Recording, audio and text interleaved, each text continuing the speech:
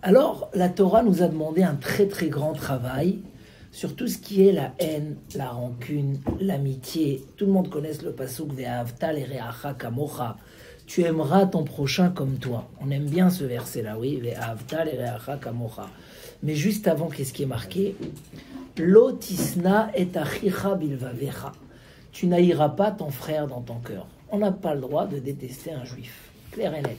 Il m'a fait du mal, il m'a énervé, tu n'as pas le droit d'haïr un juif.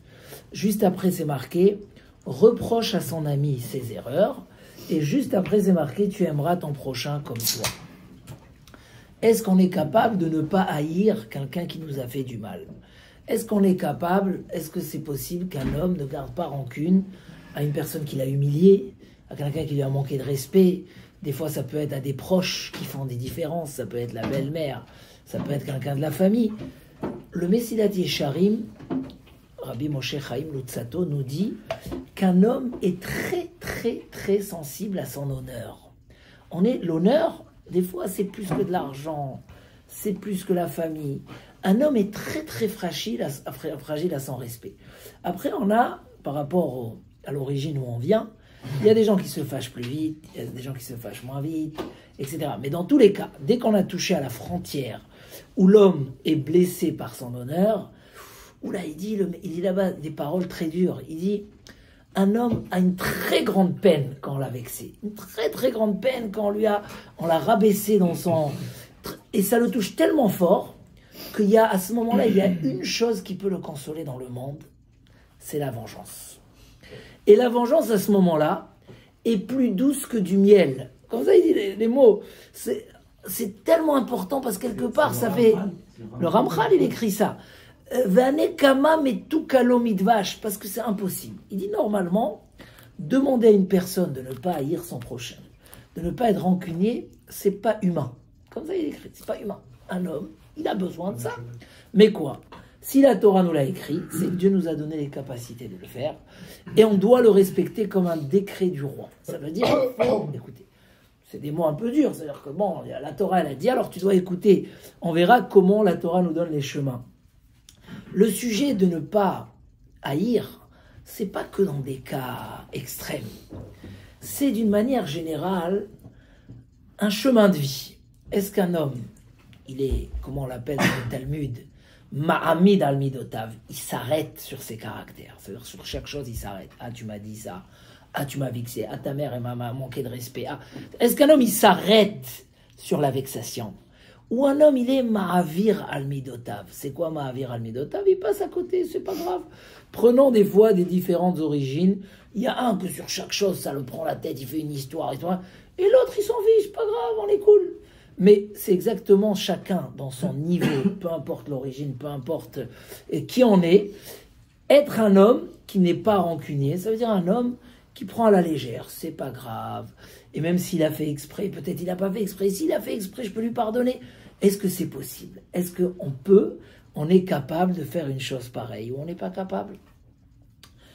La Torah nous l'a demandé et le Talmud dit Kol ha'ma'avir al midotav ma'avirin lo al kol peshav. Celui qui ne tient pas à ses caractères, c'est-à-dire en gros il n'est pas rancunier, il pardonne vite, alors Dieu lui pardonne sur toutes ses fautes. Ça veut dire quoi, il lui pardonne sur toutes ses fautes? C'est très puissant. Il dit le Rabbeinu Yona, un homme qui a des fautes, ils ne sont jamais effacés, ils sont gardés. Peut-être que Dieu est patiente, etc. Mais un jour, ça va se réveiller là-haut et on va demander une punition, des souffrances, que Dieu nous préserve, des choses qu'on ne veut pas entendre. Cet homme-là, il pardonne. Qu'est-ce qu'on fait dans le ciel? On dit non, laissez de côté. En fait, il enlève de sur soi toutes les souffrances. Et là, Gemara raconte une histoire. Il y avait Ravuna, était très malade. Très malade. Rav Papa est venu le visiter. Rav Papa est un autre Rav. Et quand il a vu, il a dit préparez déjà les linceuls, comment on dit, les linceuls. Et ça y est, il va mourir et tout. Et finalement, la personne a guéri et a revu. Et le Rav était très gêné de le voir. Il a dit va savoir s'il m'a écouté. Un jour, ils se sont croisés. Il a dit oui, j'ai écouté ce que tu as dit, mais ne sois pas gêné. J'étais en train de partir.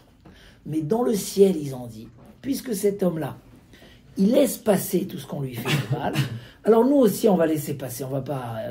Et ils lui ont redonné la vie. que cet homme-là, il a eu la vie. Il y a même une Gemara dans Chagiga qui dit que dans le ciel, il y a des fois des années de vie en plus. Des années de vie. Pourquoi? Parce qu'il y a des gens qui étaient en danger, ils sont morts avant leur temps parce qu'ils n'avaient pas de mérite, je ne sais pas.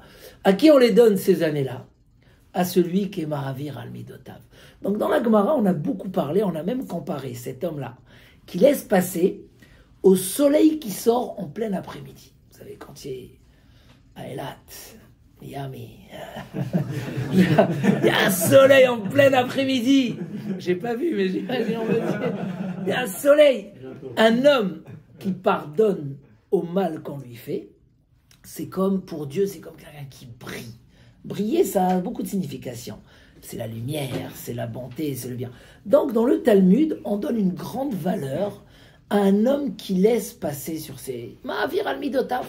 C'est un chemin de vie. Alors, comment on peut faire pour prendre ce chemin de vie? Si le Ramchal nous a dit que l'homme est très blessé et très touché, et la preuve, des fois, il y a des histoires familiales incroyables. Des fois, ça peut être entre des frères, entre la famille.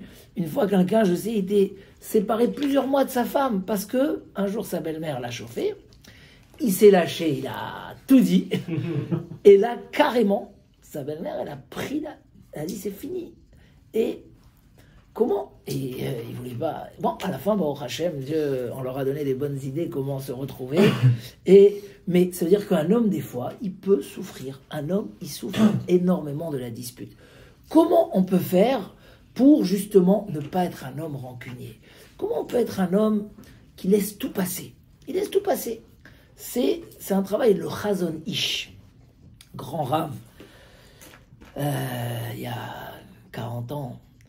Très grande référence, très très grande référence à l'Arik. Lui, un jour, quelqu'un il a écrit des commentaires sur son livre. Il a un peu. Alors un jour, ils se sont rencontrés. Le monsieur, il a dit au Rav, j'espère que vous n'êtes pas fâché contre moi, vous n'êtes pas vexé.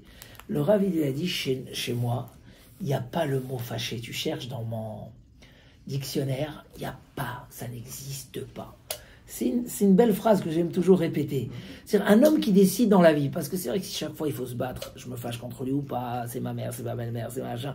Alors c'est chaque fois un combat. Mais quand c'est un chemin de vie, et tout simplement moi c'est décidé dans ma vie, il n'y a pas se fâcher, il n'y a pas être rancunier. Alors c'est énorme, est-ce que c'est faisable ou pas? Justement c'est ce qu'on va essayer de trouver la solution ce soir. Mais savoir qu'un homme qui a ça, il a un bonheur dans sa vie, il a un mérite énorme dans le ciel. Et c'est quelque chose qui est très apprécié, comme dit Rabbeinu Yona dans son livre, c'est une ouverture d'espoir énorme, ça amène énormément de bonheur à l'homme. La question c'est comment? Écrit le Rabbeinu Asher, le Roche, celui qu'on appelle le Roche, c'est une référence talmudique et halachique très très très très élevée, il a vécu il y a environ 900 ans. Le Roche il écrit, ne néglige pas, même pas un ennemi. Ça veut dire, ne dis pas, un ennemi, c'est pas grave. Essaye de ne pas avoir d'ennemi. Je ne sais pas si c'est possible. Mais celui qui ne veut pas avoir un ennemi, ce que je peux garantir, il n'en aura pas beaucoup. Parce que quand, des fois c'est dur, les gens ils prennent la tête. Et encore une fois, et des fois ça s'accumule, et il y a 3, 4. Et il faut être gentil, il faut aller faire comme si que...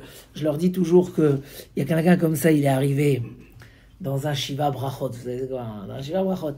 Et il a amené avec lui un gel douche Tahiti, de la marque Tahiti. Il a dit, voilà, j'ai amené un cadeau pour le Khatan. S'il prend ce gel douche, il aura toujours Shalom Bayit à la maison. Alors les gens, ils l'ont regardé, qu'est-ce qu'il veut? Il dit, Tahiti en hébreu, c'est je me suis trompé. Tahiti, Tahiti, Vetietati. S'il s'habitue dans sa vie, quand il y a un petit conflit à la maison, oh, des fois ça fait une histoire, chacun il dort de l'autre côté. Je me suis trompé, tu prends le gel douche Tahiti, je me suis trompé, c'est pas grave. L'histoire, le lendemain, une histoire qui aurait pu durer 4 heures, 5 heures, on va dormir fâché, etc. Elle peut s'arrêter en quelques minutes, je me suis trompé, on a oublié qu'il y a l'histoire, l'igmar, ça passe. Et ça peut devenir une routine où il n'y a pas, il n'y a pas. Comment il y a un rave qui disait, ils lui ont demandé grâce à quoi tu as eu une longue vie. Il a dit, je n'allais jamais dormir sans pardonner à tous ceux qui m'ont fait du mal. Avant d'aller dormir. C'est ce qui m'a donné une longue vie. Je pardonnais avant de monter sur mon lit. J'allais... Shalom Bayit, c'est une condition... Baruch Haba, un invité d'honneur. Je n'arrivais pas, il disait, tu entends, ce Rav-là, il disait, je montais pas sur mon lit tant que j'ai pas pardonné à tous ceux qui m'ont fait du mal. Et ils l'ont même fait rentrer dans le schéma du soir. On dit cette phrase-là, je pardonne à tous, parenthèse, sauf à ceux qui me doivent de l'argent. Ça veut dire, la question dans ce cours que je suis en train de donner, c'est quand des gens nous ont volé, qu'est-ce qu'on fait? Ça, c'est une autre histoire. Quand des gens, ils nous dérangent. Ah, ton voisin, il te réveille tous les soirs parce qu'il fait du bruit. On va tout de suite parler de ça. La Torah, elle n'a jamais demandé d'être un pigeon, un frayeur, on dit en hébreu. Non, il y a des solutions. On verra, rappelez-moi que j'oublie pas de parler de cette problématique. Mais, d'une manière générale, un homme qui prend sur lui de ne pas être rancunier, de jamais se fâcher, toujours pardonner. C'est un bonheur dans la vie. Ne pas avoir un seul ennemi. Et dit la Mishnah dans Pirkei Avot, servez Ilan, entre-temps, moi j'aime bien que les gens y mangent entre-temps. Et... Normalement c'était après le cours, mais bon, ok. Alimat lefanecha sonne echad. Ne pas avoir un ennemi. Vous savez combien de fois j'ai vu dans la vie, c'est de l'expérience, et je suis sûr que vous avez rencontré des cas comme ça. Les Pirkei Avot nous disent, ne méprise aucune personne. Ne dis jamais cette personne-là, ça va, il se fâche qu'il reste chez lui à la maison, je n'ai pas besoin de le connaître, je n'ai pas besoin de lui parler. La Mishnah nous dit non, aucune personne. Sache, il n'y a pas une chose qui n'a pas sa place, il n'y a pas un homme qui n'a pas son moment. Des fois, il y a des gens qui t'ont tellement énervé, tu dis allez, c'est pas la peine, alors qu'il se fâche, qu'il reste chez lui, je ne lui parle pas. Un jour, c'est cette personne que tu as besoin, et c'est le seul qui peut te rendre ce service important. Et mamache, et si finalement tu t'es habitué que tu as méprisé personne, moi ça m'est arrivé beaucoup de fois, parce que vu que je travaille pour la yeshiva, la Torah, etc., j'ai affaire avec beaucoup de personnes. Et vraiment, c'est un travail dur. Et des fois, tu te dis, mais celui-là, un jour, je voulais plus le voir.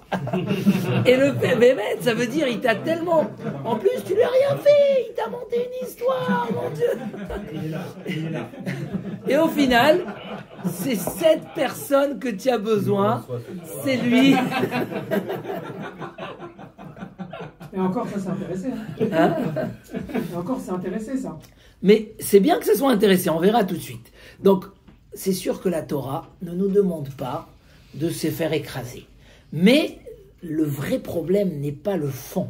Le fond, on peut le régler. On est tous assez intelligents d'aller voir l'autre, comme écrit le Ramban Nachmanide. Il dit juste après, n'aille pas ton prochain, qu'est-ce qui a marqué ?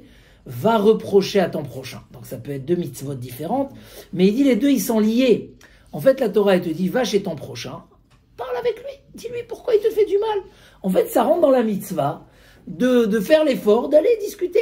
Le problème c'est si on va discuter quand on est fâché, si quand on va discuter quand on est vexé, ça va faire le feu. Il y a deux personnes là, ils ont essayé de s'arranger, il faut voir, la dispute elle est devenue x10. Parce qu'ils sont allés, en fait, ils ont réglé les comptes. Si tu pardonnes, tu dis c'est pas grave sur mon honneur, il n'a pas fait exprès, on verra tout de suite les solutions que je vais donner au problème. Tu vas après arranger, tu n'es pas rancunier, il t'a dit un mot, tu dis c'est pas grave, et hop, et on s'arrange, on trouve les solutions. Oui. Mais voilà. Après, la même chose, quelqu'un il te doit de l'argent, si tu enlèves la vexation sur le... Tu enlèves ça, après il y a une question d'argent, tu peux très bien lui dire, tu sais, cet argent tu me la dois, je vais pas te la pardonner. C'est, voilà, et je pense la réclamer, on peut aller en din Torah, et on peut, il n'y a pas de problème, parce que sur le fond, tu as tous tes droits, la Torah t'a pas demandé de te laisser écraser. Mais sur la forme, le kavod, l'honneur, en fait c'est rien. C'est juste que c'est un des éléments qui est utile chez l'homme, qui lui sert à beaucoup de choses, mais en soi, qui l'amène à beaucoup d'erreurs. Toujours, si je reviens sur le Ramchal, il dit combien de gens ont perdu leur vie et leur avenir pour des questions d'honneur. Il y a des gens qui vont divorcer, pas pour des problèmes de fond, pour des questions d'honneur. Il y a des gens qui vont se disputer, des associés qui vont se séparer. On a même dans le Talmud, un des grands sages, pas dans le Talmud, dans les prophètes, Yerovam ben Nevat. Yerovam ben Nevat était le premier roi des 10 tribus d'Israël. Quand la royauté d'Israël s'est divisée en deux, il y a 2 royaumes qui sont restés à Yerushalayim, Yehuda et Binyamin, et les 10 tribus se sont séparées, il y a eu 2 rois. Le roi d'Israël a été nommé par le prophète Achia Ashiloni, un grand prophète. Pourquoi a été choisi ce roi-là? Parce que c'était un chacham en Torah. Tous les sages d'Israël étaient devant lui comme, l'expression c'est comme la peau de l'ail, comme la petite peau de l'ail. Tout le monde était... Et malgré tout, lui, il a fait fauter les Bnei Israël. Il leur a interdit de monter à Jérusalem au Beth Amikdash. Interdit. Celui qui voulait monter, il se faisait tuer. Et pour les calmer, parce qu'il voulait du spirituel, il leur a fait 2 veaux d'or. Il leur a dit, vous servez Dieu, mais à travers un veau d'or. Et ça a duré des longues années, jusqu'à que est venu un autre roi, il a annulé ça. Et pourquoi il a fait cette bêtise-là? C'était un grand sadique, et il a perdu son monde futur. Parce qu'il s'est dit, dans le Beth Amikdash, la descendance du roi David a le droit de s'asseoir au Beth Amikdash. Les autres tribus n'ont pas le droit. Il a dit, je vais monter avec mes... Ils vont tous dire, ah, lui, c'est le vrai roi, regarde, il s'assoit, l'autre, il reste debout. Et ils vont pas m'honorer. À cause de ce problème d'honneur, il a fait la catastrophe. Il y a même, dans la Gemara, on dit que Dieu est venu chez Yerovam, ce roi-là. Il lui a dit, regarde, fais tes chouvas, et toi, Ben Ishaï, c'est qui Ben Ishaï, le roi David, et moi, Dieu il lui dit, moi, Ben Ishaï et toi, on va se promener dans le Gan Eden ensemble. Tu t'imagines? Dieu il lui propose ça. C'était un grand homme. Il a dit, Mi Baroche, qui est à la tête? Il y aura, ce sera David ou moi? Il a dit Ben Ishaï. C'est sûr. Il a dit, je veux pas. Il a refusé. Et il est cité dans la Mishnah parmi les 4 rois qui ont perdu leur monde futur. Tellement, il n'y a pas beaucoup qui ont perdu leur monde futur. Il y a 4 rois, un de ces 2 rois parce qu'il a fait fauter. Tout ça pour des questions d'honneur. Donc l'honneur, c'est... Il y a des endroits où il est utile, mais en soi, celui qui apprend à dire c'est pas grave, jamais je me fâche, je pardonne. Par un, il a un mérite énorme, comme on a dit, on lui donne de la vie, on lui pardonne ses fautes, on lui envoie toutes les bénédictions. Mais en plus de ça, c'est un homme qui vit heureux. Et donc la question c'est comment faire? Comment faire pour ne pas être un homme rancunier? Alors, moi j'ai amené 3 solutions à ça. 3 solutions, comment apprendre, parce que vous sortez de ce cours-là, vraiment, si vous voulez, beaucoup de bonheur dans la vie, beaucoup de mérite, et beaucoup de pardon du ciel, il faut prendre sur soi cette chose-là, prendre sur soi, et du coup, chaque fois que tu vas croiser des petits trucs qu'on va te vexer, tu vas dire, c'est pas grave, je suis mochel, je pardonne, et au fur et à mesure que ça va aller, ça va être plus dur, et un jour, ta femme, devant toute l'assemblée, elle t'a dit un truc, c'est pas grave. Ou c'est ton voisin, ton associé, c'est pas grave. Je pardonne, je laisse passer. Je dis kaparat avonot. Vous savez quoi, kapara? Ça me pardonne mes fautes. C'est quoi les 3 solutions? Parce que je veux pas aussi que ça dure pendant des heures. Je vous donne 3 solutions. La première, c'est une sagesse de vie. C'est-à-dire, un homme, il souffre 1000 fois plus que ce qu'il gagne de la rancune. C'est constaté. Un homme qui s'habitue à pardonner, tout simplement, il évite des galères dans la vie. Il évite d'être en dispute, il évite de ne pas dormir des nuits, de se fâcher. Ce qu'on appelle Chokhmat Chaim, avoir la sagesse de vie, et ça c'est la première chose. Moi je voyais comme ça des gens qui allaient 6 km pour acheter leur baguette, alors qu'il y avait la baguette en face de chez eux. Mais puisqu'ils se sont disputés avec la personne, ils n'allaient pas acheter la baguette. On apprend ça de Rachel Imenu. Regardez Rachel Imenu. Rachel, la matriarche, elle s'est marquée qu'elle a laissé sa place à sa sœur. Elle savait se taire, comme ça on dit, elle savait se taire. Pour ça, elle a mérité que de sa descendance, elle va sortir Esther, Amalka et Mordechai. Où Esther, elle a su se taire, elle n'a rien dit quand elle était dans le palais de Achashverosh. Et malgré tout, il dit le Midrash comme ça. Yaakov, il s'est marié tard. Donc le temps qu'il aille chez Lavan pour se marier avec Rachel, il lui a envoyé des cadeaux. Et Lavan était méchant, il prenait les cadeaux, il les donnait à Léa. Et Rachel, elle a dit, bon, alors je vais prévenir Yaakov que c'est plus la peine d'envoyer des cadeaux. Et après, elle a dit, regarde, si je fais ça, qu'est-ce que je vais gagner? De priver ma soeur. Hein? Déjà, elle va priver sa sœur. Bon, toi, on voit que c'est généreux, bon, Hachem. Mais en plus de ça, elle dit, mon père, il va voir que j'ai prévenu, il va peut-être me priver de Yaakov, il va donner ma sœur à ma place. Alors j'arrête, je dis rien, c'est pas grave. En fait, c'est bizarre, chaque fois que j'étudiais ce midrash, je dis c'est étonnant, on dit qu'elle était grande, qu'elle savait se taire.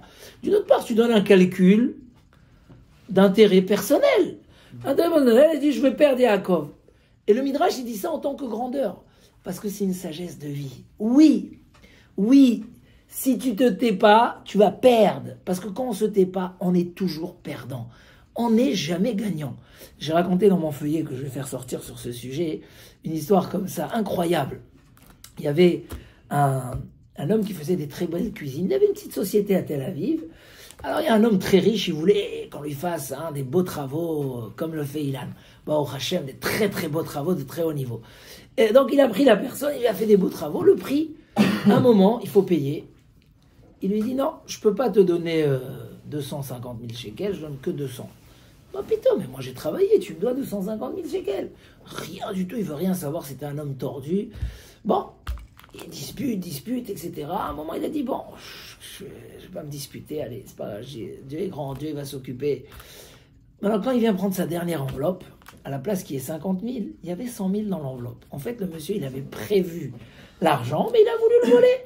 Et quand il arrive à au Hachem, Kadosh Baruch Hu, il y a tout. Le problème qu'il a eu, ce monsieur, c'est qu'il est parti manger le couscous chez sa mère le vendredi. Tous les vendredis, il allait manger le couscous chez sa mère. Celui qui a fait les travaux. Il va chez sa mère, il lui raconte. Celui qui a reçu l'argent. Il va chez sa mère, il lui dit, tu sais, il y a un homme qui voulait me voler de 50 000 shekels, moi j'ai fait les travaux. Et Mina Shamaïm, dans l'enveloppe, il s'est trempé, il a donné. Et sa mère, ça lui a pas plu. Quoi, mon fils, c'est quand même du vol, il te les a pas donnés naturellement. Moi je dis non. Mais sa mère, écoute, il te les doit. mais sa mère, elle était machin, elle a dit, y a pas, Il a dit ok au final pour les 200 000.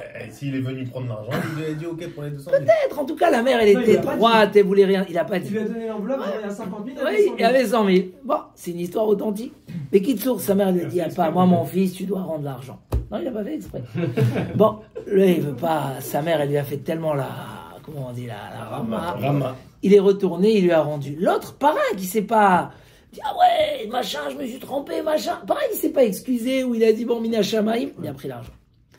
Lui, c'était très dur pour lui, mais il a dit, écoute, c'est pas grave, on a dit qu'il n'est pas obligé de lui pardonner l'argent, mais il doit lui pardonner la vexation. Des fois, dans ces choses-là, la vexation, c'est pire. Tu as travaillé, machin, et l'autre, il te manque de respect. Il raconte comme ça qu'un jour, quelques jours après, un ami de ce riche, il vient à la maison, et il voit les meubles. Il dit, mais c'est magnifique, ces travaux-là. Il dit, ah, tu sais, c'est quelqu'un, en plus. J'ai réussi à le tourner, je lui ai payé 50 000. Pourquoi tu l'as rusé? Il dit, parce que j'ai pas envie de payer. Un homme malhonnête. Il dit, écoute, je veux le numéro de cette personne-là. Moi, j'ai besoin. Il donne le numéro. Cet homme-là, il va chez la personne. Il dit, écoute, moi, j'ai des hôtels. Dans les hôtels, je dois faire des cuisines, etc. Le problème, c'est que les gens, ils me volent. Ils me volent, je peux plus travailler avec personne. J'ai trouvé la bonne personne. Un homme honnête comme toi. Et il lui a ouvert un atelier énorme. Il a pris, et cet homme-là, il a gagné. C'est une histoire, c'est un petit exemple de ça. Il a fait une parnassa. C'est un petit exemple, mais c'est toujours comme ça. Un homme ne gagne rien. Un homme, un couple, ils se disputent. Ils vont dormir fâchés toute la nuit. Qui a gagné de l'histoire? Les deux, ils pleurent dans leur lit. Qu'est-ce qu'on a gagné? En fait, on fait que perdre. Si un homme, il apprend que la sagesse de vie, c'est que c'est mieux. Ah, tu vas être à la synagogue tout le temps avec cette personne-là et tu vas être fâché avec lui. Comment c'est possible? Moi, j'ai vu quelqu'un avec qui on était un petit peu froissé, mais bon, Et je le rencontre, je lui dis bonjour, je lui dis pas bonjour. Il m'a manqué beaucoup de respect. Qu'est-ce que je fais? Beaucoup. Bon, moi, j'ai arrêté la relation avec lui, tranquille, sans... Je suis parti, je lui ai dit bonjour. Il m'a embrassé la main. Qui a gagné dans l'histoire? Qui a gagné dans l'histoire? Je serais resté avec lui. Et comme ça, il y a plein d'exemples. Un homme... C'est pas forcément le pardon. On peut très bien être vexé par quelqu'un et décider, pas forcément de lui pardonner, mais de passer au-dessus et de pas faire cas, en fait, et rester cordial. C'est vrai aussi ce que tu dis, c'est important. Mais sur la vexation, il faut pardonner. C'est ça, sur la question de fond, ça, c'est une autre histoire. Il y a une question d'argent, il y a une question... Ça, il faut régler, il faut discuter. Mais tu pardonnes. Donc le premier point, je crois pour moi, c'est de prendre et de comprendre que si la Torah nous a conseillé, elle nous donne que des bons conseils. Et si la Torah nous a appris que, en fait, un homme, il fait que souffrir de la dispute. Il fait que souffrir de la haine. Comment on dit? Il y a une phrase qui dit, je leur ai parlé de ça Shabbat, la jalousie te roule la marmite. C'est un exemple. On dit quand tu es jaloux, finalement, tu profites pas de ce que tu as, ça te roule la marmite. C'est un beau proverbe. La haine fait souffrir.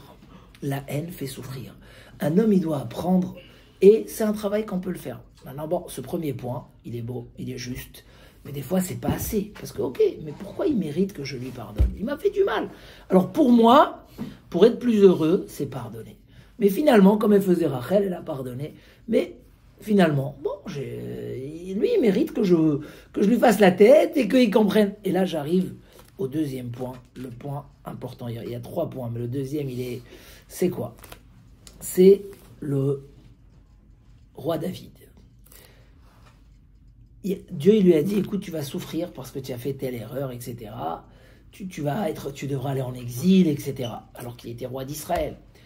Son fils s'est révolté contre lui, et le roi David a dû se sauver du palais royal avec une petite équipe de soldats, son chef d'armée. Pieds nus, il s'est sauvé parce que Avshalom a réuni une armée pour tuer son père, tout simplement. C'est dans les prophètes, l'histoire du roi David n'était pas toujours très facile. Mais par le prophète, il savait qu'il a un décret de souffrance. Quand il se sauve, vient un des chefs de la Sanhédrin.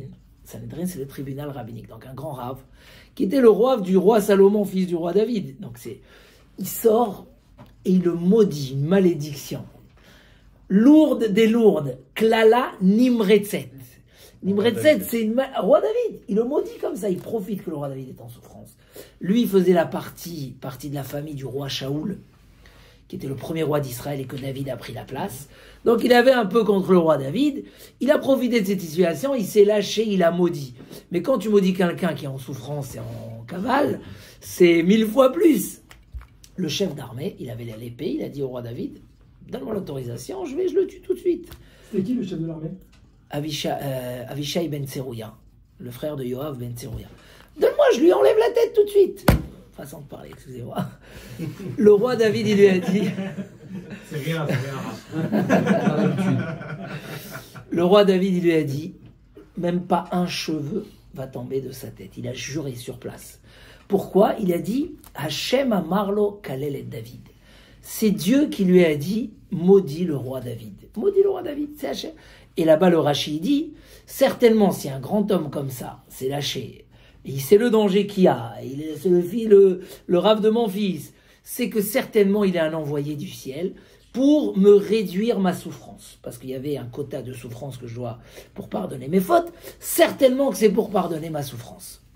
À ce moment-là... Celui qui a fait la malédiction, c'était le rave du roi Salomon, le fils du roi David, ouais, plus que ça. Il s'est lâché, il avait de la rancune, Et le roi David, il a dit, Hachem, et Rashi dit, certainement, et c'est vrai que juste après, l'histoire elle s'est terminée, il est revenu au royaume. En fait, le roi David, il a vu dans ça, quelque part, une caparat avonote. Que du ciel, on envoie une méprise pour pardonner les fautes d'une personne. Ça existe ou pas? Eh bien oui. Ce qu'il y a dans le roi David est expliqué dans le Rav Moshe. Hein? Donc au final, c'est une bénédiction. C'est une bénédiction. Et une très grande bénédiction. Le Rav Moshe Cordovero. Rav Moshe Cordovero est un grand kabbaliste, enterré tout proche du Harizal à Safed. Et il était à l'époque du Harizal, et il a fait un livre très important, et là-bas il explique, il dit comme ça, regarde. Un homme fait des fautes, sans qu'il le veuille. D'accord? Il a dit un lachon hara, il y a un sac dans le ciel qui s'accumule. Dieu s'est engagé que pour le peuple d'Israël, il laisse jamais le sac déborder. Parce que si le sac il déborde, ça explose. Un homme sera de shalom, c'est un danger. Qu'est-ce qu'il fait Dieu? Il envoie à la personne des galères quotidiennes à droite et à gauche pour lui faire pardonner ses fautes. Des fois, ça suffit des petites, des fois, il faut des grosses. Qu'est-ce qu'on appelle une petite galère? Et qu'est-ce qu'on appelle une grosse galère? Qui vient pour notre intérêt, pour nous faire pardonner des fautes, pour nous éviter de souffrir. Donc pour notre intérêt. Elle dit la Gemara, tu fais rentrer ta main dans ta poche, tu dois faire sortir 1 euro. Ça sort 2 euros. Allez, tu dois refaire rentrer dans la poche. Ça aussi, c'est une souffrance qui pardonne les fautes. Regarde combien dans le ciel, on s'inquiète au bien de l'homme. Le fait qu'il a mis sa veste à l'envers, ça aussi dans le ciel, ça pardonne. Mais des fois, il faut des grosses. Il dit à Moshe Cordovero, comment un homme il peut faire? On n'aime pas les galères, on veut pas. Comment un homme peut se faire pardonner ses fautes sans galère, sans rien? La méprise. La méprise, c'est pas mettre la main dans la poche, c'est une souffrance lourde. Parce que comme on a dit, sentimentalement, elle est lourde. Donc dans le ciel, elle est considérée. La preuve, on dit celui qui blanchit le visage de son ami en public, il perd son lababa. C'est très grave. C'est donc quelqu'un qui se fait mépriser et qui laisse, qui se tait, qui pardonne. C'est une souffrance lourde. Il dit, un homme, il peut rester toute sa vie sans aucune souffrance. On lui pardonne ses fautes par des méprises. On envoie celui-là, il lui a écrasé sur le pied, sa femme, elle lui a mal parlé, sa belle-mère, son copain. Il dit, si un homme, il savait combien de bonheur ça lui enlève les galères de la vie, les souffrances, il aurait couru pour recevoir des méprises. Parce que c'est un business extraordinaire.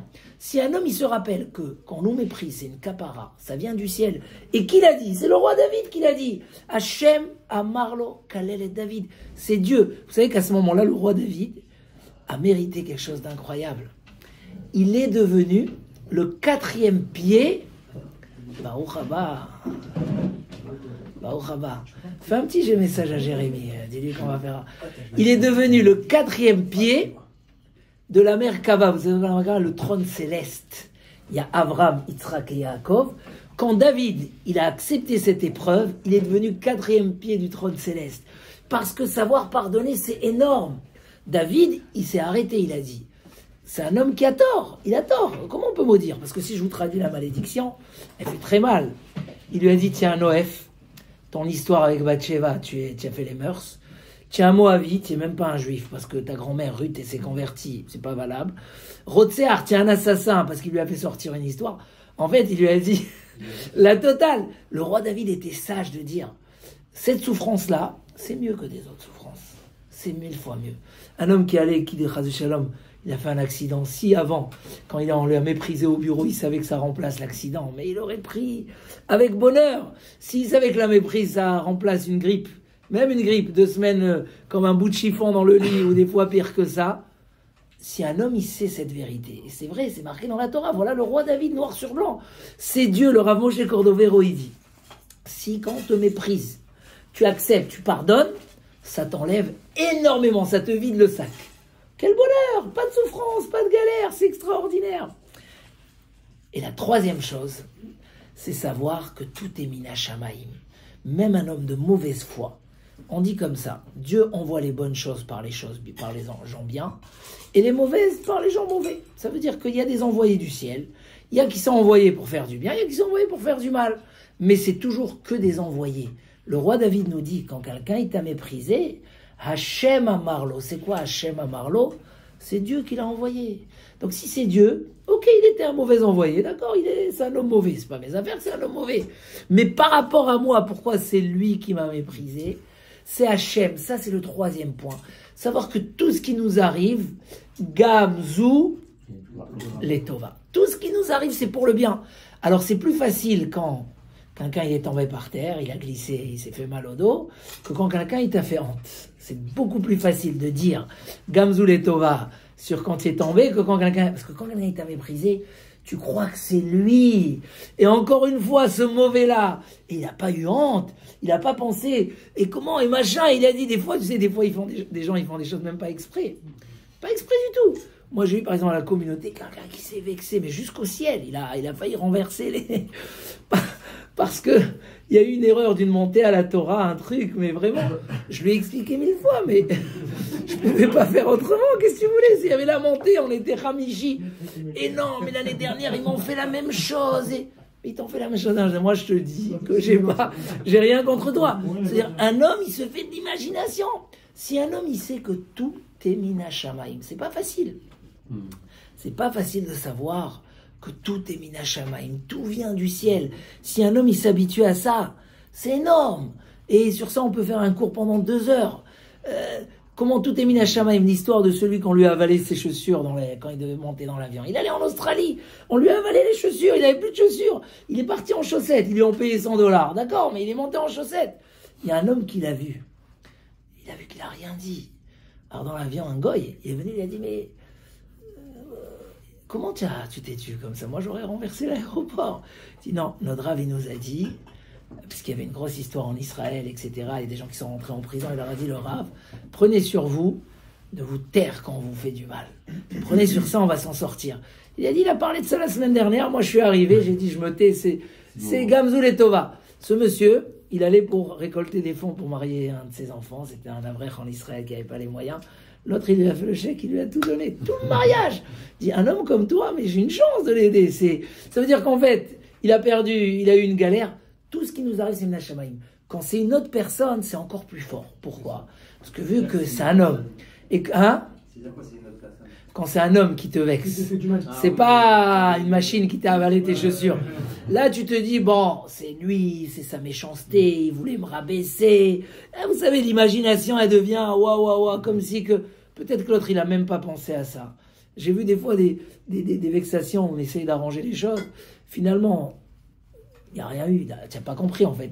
Une fois quelqu'un il m'a dit je vais te jeter de la fenêtre. Il a dit j'ai jamais dit ça, mais il a dit une phrase, d'autres il était dans sa colère, il a entendu. De rien. Mais quand on s'habitue à être patient, d'abord décider, d'abord se taire. Attendre que ça se calme. Jamais réagir dans la colère. Première condition. Deuxième, un peu plus tard, essayer justement de se rappeler que non, même quand un homme il nous fait quelque chose, c'est exactement l'histoire du roi David. L'autre il a maudit. Il y a des histoires parce que il est de la famille du premier roi, moi je suis le deuxième roi. Il y a tout à dire qui veut régler des comptes. David il dit non, c'est Hachem. Et c'était vraiment Hachem qui l'a envoyé. Donc si un homme il s'habitue de faire entrer la émouna dans la dispute, la foi, dire tout est mina shamaim, lui c'est qu'un envoyé pour me faire une capara. Vous savez, celui qui courait prendre le bateau, c'est raconté ça dans le Midrash avec son copain, boum, il s'est fait rentrer un clou dans le pied. Il n'a pas pu voyager. L'autre il a voyagé, lui il pleurait, il disait pourquoi Hachem, pourquoi tu m'as fait ça? Au final le bateau il a coulé dans l'eau. Exactement, c'est une histoire dans le Midrash. Il a dit Otra Hachem qui a naftabi Hachem, je te remercie que tu étais en colère contre moi, tu m'as sauvé la vie. Ça veut dire que si un homme, et Rav Moshe Cordovero il dit que c'est vraiment comme ça. Quand quelqu'un nous vexe, c'est une kapara mina shamaim pour nous enlever une galère. Si on s'habitue, mina shamaim, pour mon bien, c'est une kapara, ça m'enlève des souffrances. Là, tout le monde, personne ne veut aller à l'hôpital, personne ne veut faire un accident, personne.